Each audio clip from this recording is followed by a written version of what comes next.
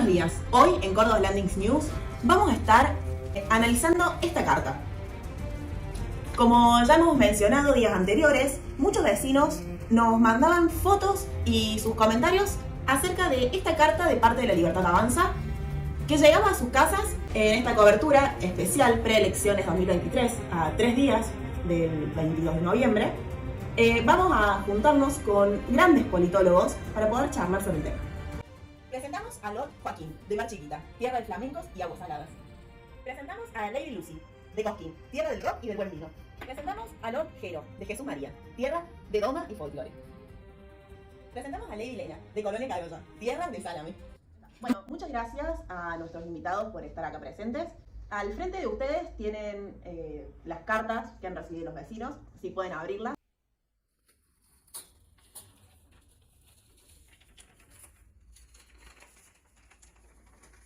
Podemos ver que vienen con votos de la fórmula completa de Javier Milei.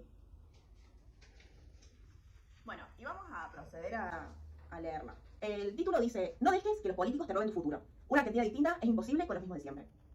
Frente a nosotros tenemos la elección más importante del último siglo. Tras décadas de fracasos en las que los mismos de siempre se repartieron el poder, hoy tenemos la oportunidad de hacer algo distinto. Dar vuelta a esta triste página de nuestra historia. Volver a ser aquello que supimos ser. Volver a ser una potencia mundial.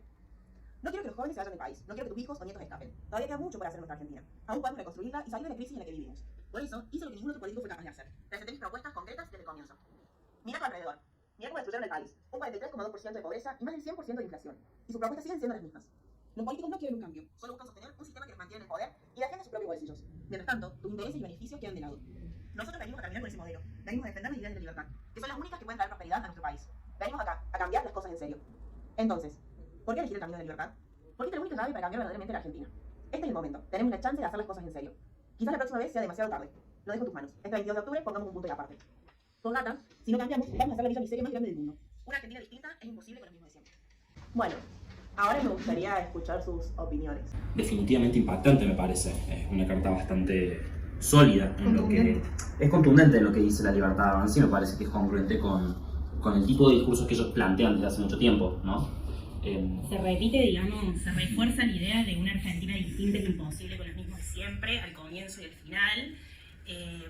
Creo que, bueno, que esto es un claro ejemplo de la construcción de La Libertad Avanza y del propio Javier Milei frente a los otros espacios, ¿no? Me parece importante el hecho de que se remarque al comienzo y al final de la carta que una Argentina distinta es imposible con los mismos de siempre, digamos. Esta cuestión de la construcción frente a un otro completamente distinto, que creo que eso es algo que La Libertad Avanza, el espacio de Javier Milei, lo refuerza constantemente. El hecho de que ellos representen un cambio verdadero frente a una casta política que son los mismos de siempre, digamos. Y eso me parece que es como el lema y la fortaleza que tiene esta nación.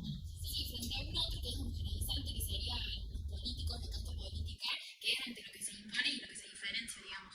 Exacto, sin perder también su tinte neoliberal, de decir que, bueno, que este grupo homogéneo se siente excluido por el Estado, son justamente seres individuales que se sienten excluidos de la política tradicional. Es por eso que también vienen con ese mensaje con tal violencia. Creo que en código de análisis de discursos podemos ver que constantemente está apelando a las emociones Javier Milei y busca a través de un lenguaje simple, como una palabra y un título en negrita, como un roben, de darle ese miedo al electorado para que pueda realizar el cambio que él busca justamente. Para mí, alguna acotación sobre eso. Siento que no es en contra del Estado, sino a favor de un Estado que funcione con las lógicas del mercado, ¿no? Y una sociedad que funcione en clave costo-beneficio, que creo que ese es un dote neoliberal muy grande que tiene su fórmula. El hecho de que todas las lógicas, incluso escuchábamos en su momento al candidato a jefe de gobierno de la Ciudad de Buenos Aires, en su momento, hablando de cómo él se relacionaba con sus padres en una lógica de costo-beneficio. Digamos, esta cuestión de las lógicas del mercado trasladadas a todos los aspectos de la vida social y de las relaciones humanas. Y que me parece que esto es algo que rebate mucho este espacio constantemente. Sin embargo, no se menciona la palabra Estado en ningún momento en esta carta. No se lo menciona, digamos. No existe, no aparece. Sí, me parece interesante, más allá del análisis puntual que se puede hacer, del análisis de este texto, ¿no? Exclusivamente de este texto, más allá de eso me parece que es muy interesante ver cómo él mismo genera una realidad hacia un electorado apelando principalmente a estas individualidades, que son individualidades neoliberalizadas, como vos decís, planteadas desde una lógica atomizante de mercado, en el cual se manejan por su propio bien, su propio fin, y al mismo tiempo, totalmente, y al mismo tiempo, lo que es un poco paradójico, puede verse ahí, es que a partir de ya hacer un llamamiento a estas identidades individualizadas, se genera un somos mucho más amplio que efectivamente manda a votar a el próximo domingo. Y también es muy interesante, acá se puede introducir una gran cantidad de teóricos, me parece que uno muy interesante que nosotros manejamos en LACLO, esta cuestión de una cadena equivalencial. Existen muchos individuos que ven una gran y una amplia... un amplio sector de sus necesidades insatisfechas, y a partir de eso encuentran aquel que a través de su discurso acapara esas necesidades. No es en esta cadena de significantes en el que se ha juntado mucha gente que por ahí se siente fuera del Estado, o se siente aparte, o no se siente representado por la política en sí y los políticos que tenemos hoy en día, y con distintos enojos para mí se ha construido este significante desde distintos lados, y Javier Milei, desde el término fuera la casta y desde la violencia, ha podido acapararlos. Pero pensaba en esto que hablaban de LACLO, ¿no es un populismo? ¿No es un populismo a lo que ustedes están haciendo referencia? Bien, yo creo que hay una cuestión importante en relación al término casta política que utiliza Javier Milei, que nuclea distintas demandas y que a la vez es un término que lo resignifica, que en su momento fue usado por sectores del kirchnerismo y sectores de la izquierda, el concepto de casta política como tal, y que hoy en día es retomado por Javier Milei y es llenado de otro contenido, digamos, en referencia a todos aquellos que han ocupado cargos políticos en la Argentina, ¿verdad?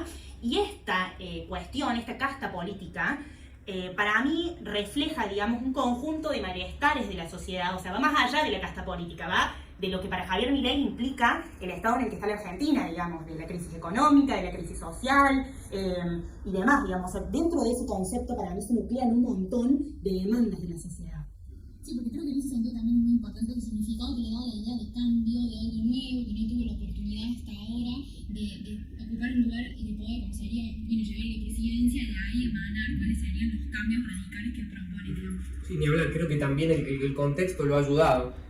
Si pensamos en Córdoba's Landing y teniendo en cuenta el manejo de los 24 reinos, ha habido una situación debilitada macroeconómicamente y también han habido escándalos de corrupciones donde él ha puesto el foco. Porque si, como bien vos decías anteriormente, él se enfoca no en el Estado, que capaz es una idea muy abstracta para llevarle a los ciudadanos, sino justamente en un lenguaje más directo, más simplista, apelando a las emociones, al miedo, a la rabia, al enojo, al robo, justamente. Porque estamos cansados de que nos roben, estamos cansados de la pobreza, y él es justamente el vocero de este cambio. Sí, siento que es importante e interesante ver cómo en esta articulación que vos decís de apelar a las emociones, crea una realidad, utiliza una faceta del lenguaje que creo que todos conocemos en profundidad, que es una cuestión performática, que a partir de que él mismo genera esas emociones, interpelando, nos robaron esto, no tenés aquello, que se te van a ir tus hijos, él genera una realidad. Me parece que no es lo mismo que la realidad per se. Y también cuál es la conciencia a partir de la que se articula en este llamamiento. Y por eso, como respondiendo a lo que vos decías, efectivamente parece ser un populismo desde el momento en que una gran masa de gente encuentra en esta figura tan carismática como Javier Milei, nos guste o no nos guste, ¿no? Un eje de futuro, ¿no? Y se articula a partir de eso, un movimiento de masas, porque se refleja en el 30% que vimos en los pasos, me parece. Sí, que se estructura también a partir de su figura individual, fuera de, el armado político de cara a presentarse como candidato a presidente para una elección y lo que eso implica, también se organiza en torno a su figura y desde su aparición es que empieza a surgir todo esto. Entonces, estamos frente a un populismo de derecha, Sí, actualmente. Yo para ir cerrando este momento, porque ya tenemos que ir a pauta publicitaria, Quería hacerle dos preguntas. Quiero saber su opinión sobre la aparición de Fátima Flores como una posible futura primera dama. Y en segundo lugar, para que cerremos con unas conclusiones claras, estamos a 2 días de las elecciones, ¿qué esperan ustedes para el domingo? ¿Qué piensan que va a pasar? Me parece muy interesante lo que preguntas de Fátima Flores, ¿no? Es algo que se habla, pero no se habla, se satiriza mucho, ¿no? Oportuna aparición. Totalmente. Me parece muy oportuno, como dice acá Milord, la aparición de Fátima Flores no es para nada azarosa y es algo que se satiriza mucho, ¿no? pero que efectivamente condice con la narración que Milei está tratando de... Con la polémica. Con la polémica y la narración, porque es interesante que frente a todos los dichos que han salido en cuanto, por ejemplo, su hermana, toda esta polémica que tenía atrás, ahora, un par de semanas antes de que se juegue realmente un futuro muy, muy extraño para nuestro país, aparezca esta figura de hombre con una mujer que lo acompaña. Me parece que es una figura que fue apelada mucho en nuestra política argentina y que él la está utilizando y está efectivamente capitalizándola, ¿no? Sí, que también esta idea de justamente pensar cómo sería su rol como primera dama también genera este escenario de proyectarse en el cargo para el que todavía es candidato, digamos. Tener eso en cuenta. Y creo que también está la cuestión de no solo generar polémica en todos lados, sino también correrse el lugar anarquista un poco que él se fue poniendo, en el sentido de estoy en contra del Papa, es el envío del marino a la tierra, en contra de un montón de instituciones, de lógicas, de regulación, bueno, pero ponerlo en plano monogamia al menos, quizás salva un poco de diferencias que tenga con otra gente o quizás muestra un perfil más como acomodado o más homogéneo, más presentable. Ahí en la construcción de su discurso, como decía Lucy, me gustaría retomar, en lo que él se considera un enviado, él se considera un mesías, él se considera literalmente el que puede venir a salvar el país, él es el elegido. Por eso me llama la atención que en la construcción de su discurso, como dijo el Mirta, se lo ve tan convencido de ocupar el cargo presidencial, diciendo que es su futuro y diciendo que es justamente su destino. Y eso se lo transmite a la gente, le transmite esa seguridad y esa fuerza, supuestamente, que él tiene para hacer el cambio. Y además, como decíamos, ese enojo, esa rabia y esa inseguridad constante. ¿Y de cara al domingo? En ese sentido me parece que es muy interesante ver cómo se mantiene su discurso a partir de qué sucede el domingo y qué va a pasar durante estos días, porque efectivamente son muy, muy importantes y que, como vimos durante todo este periodo, si bien su discurso empezó como una cuestión de anarquía, un antisistema, el outsider, vemos que para poder llegar a esos lugares que él tanto en muchas ocasiones defenestra, como él es el Estado, y el cual utiliza el llegar para poder de otra forma desarticularlo, tuvo que acoplarse a una serie de discursos que forman parte de una normatividad general en la sociedad. Jugar bajo ciertas reglas. Totalmente. Entonces tenemos que ver cómo se mantiene de cara a las elecciones de domingo y qué sucederá en la elección de lotas o de una presidencia. Esto lo veremos en el próximo Córdoba. Muchas gracias a ustedes por venir de tan lejos lugares.